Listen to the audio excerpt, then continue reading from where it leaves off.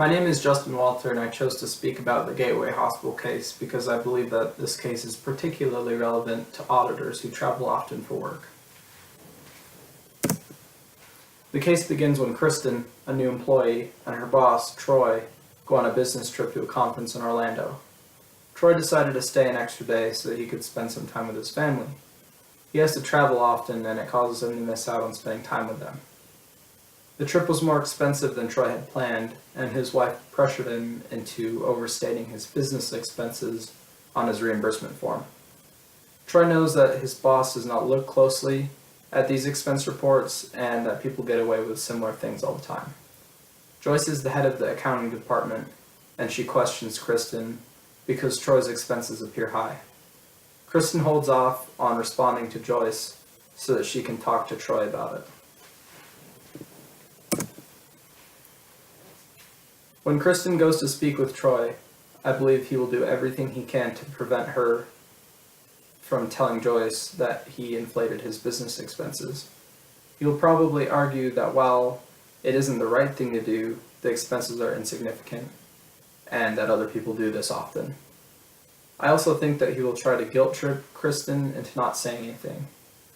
I believe that he will use a combination of pressuring her and justifying it by playing it off as not serious and saying that he deserves it due to everything he does for the company and the time he misses spending with his family. This situation involves fraud on a small scale, but even though it's small, it seems as though the company has a larger underlying problem. There needs to be work on controls and maintaining honesty amongst employees. This situation could result in Troy losing his job or trying to fire Kristen. Regardless of what happens, I believe that some feelings could get hurt and it could create a hostile work environment. Joyce expects an honest answer from Kristen, and she should give it to her because that is the right thing to do.